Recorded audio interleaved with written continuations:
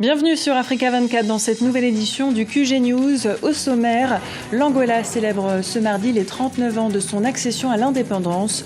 12 années après la fin de la guerre civile, le pays a réussi sa politique de réconciliation nationale. Coopération guinéo-marocaine, les opérateurs des deux pays intensifient leur partenariat. L'échange d'expertise concerne plusieurs secteurs de développement. Au Nigeria, la bourse plonge. En quelques mois, la capitalisation boursière a baissé de près de 23%. Explication dans cette édition. Avant de développer ces titres, cette information dans le domaine du football. Le Maroc est exclu de la CAN 2015. La Confédération africaine de football a rendu son verdict ce mardi à la suite d'une réunion au Caire. La CAF a décidé de disqualifier les Lions de l'Atlas pour la 30e édition de la CAN. Le pays avait demandé le report de la compétition dans son pays pour les risques de propagation de l'épidémie d'Ebola.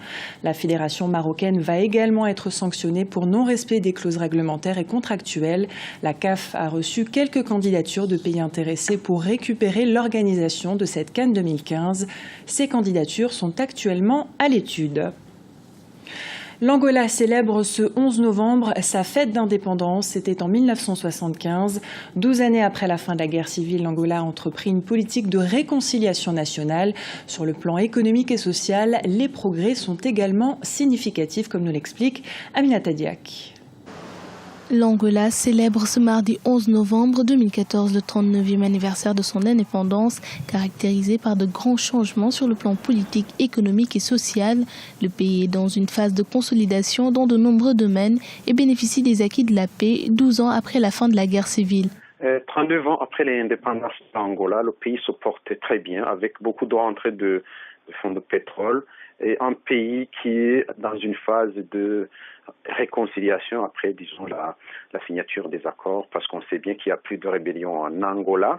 Mais c'est un pays en même temps qui a beaucoup de ressources et qui a beaucoup de disparités au niveau de la distribution de ses ressources, beaucoup de gens qui s'enrichissent et beaucoup de gens qui s'appauvrissent.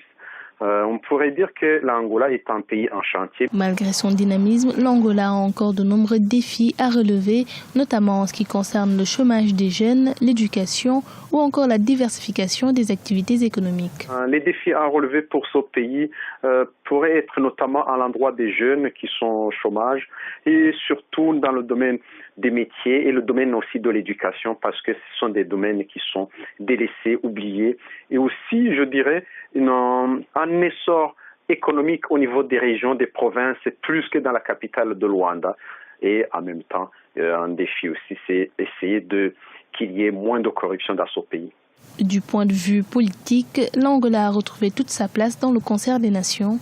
Dans la sous-région, le pays est pleinement investi dans le développement de la communauté de développement d'Afrique australe. Sur le plan international, il a fait son entrée en octobre dernier comme membre non permanent au Conseil de sécurité des Nations Unies. Sur le plan économique et social, le pays affiche une croissance soutenue avec une dette extérieure inférieure à 35% du PIB et une balance des paiements positive. À Djibouti, l'Assemblée nationale a tenu hier la première séance publique de sa deuxième session ordinaire. Désormais, les élus ne voteront plus à main levée. L'Assemblée est passée au numérique. De nouveaux systèmes de microphones, de vote électronique et de vérification automatique de présence des députés ont été installés. La Guinée et le Maroc souhaitent renforcer leur partenariat. Les deux pays souhaitent échanger leur expertise dans plusieurs secteurs de développement. En mars dernier, plusieurs conventions avaient été signées entre le Maroc et la Guinée. Plus de détails dans ce reportage de notre correspondant en Guinée, Mohamed Lamine Solano. Les opérateurs économiques guinéens évaluent le niveau d'avancement des accords signés avec le Maroc en mars dernier. 21 accords de coopération bilatérale dans différents domaines ont été scellés entre la Guinée et le Maroc lors de la visite du roi Mohamed VI à Conakry, un signe d'encouragement de la coopération sud-sud en Afrique. Ça représente le socle du développement parce que avec le Maroc, avec l'expérience qu'ils ont, nous avons été avec le président visiter le Maroc, nous avons vu combien de fois ils sont avancés. Et si nous apportons leur expérience en Guinée, nous avons toutes les conditions climatiques chez nous ici qui nous permettent vraiment de faire mieux en Guinée. L'expertise marocaine va favoriser par exemple un meilleur développement de l'agroalimentaire et de l'immobilier en Guinée. $160 millions sont investis dans ces domaines selon le protocole d'accord signé entre les deux pays. Alors que le président guinéen plaide pour un partenariat public-privé pour la relance prochainement des unités industrielles du pays. Si hier nous voulions céder ces usines au secteur privé seulement, aujourd'hui le gouvernement veut accompagner le secteur privé et mettre en place un partenariat public-privé au niveau de toutes les usines, aussi bien les usines à créer que les usines qui sont dans le portefeuille de l'État. Les opérateurs économiques et le président guinéen ont échangé sur les moyens permettant de mettre à profit l'expérience marocaine dans les secteurs du transport, des travaux publics, de l'artisanat, de la pêche par exemple. À ce jour, une trentaine de conventions ont été signées entre la Guinée et le Maroc pour renforcer la coopération entre les deux pays. Au Nigeria, le marché financier fait grise mine. En quelques mois, la capitalisation boursière du Nigeria Stock Exchange a baissé de près de 23%. Explication et réaction avec Graziella Chakunte. Baisse de 18,8 milliards de dollars de la capitalisation boursière du Nigeria depuis le second semestre 2014. Une mauvaise performance qui laisse transparaître les difficultés que le marché financier de la première économie du continent africain éprouve à attirer les investisseurs étrangers. La chute de la capitalisation boursière à Lagos est contradictoire avec la situation économique du pays qui affiche des fondamentaux solides. Cependant, il convient de noter que la situation sécuritaire du pays, marquée notamment par les attaques de la secte islamique Boko Haram, a quelque peu brouillé l'image du pays auprès des investisseurs. La tenue prochaine des élections et la tension qui les entoure est de nature à accroître le risque pays.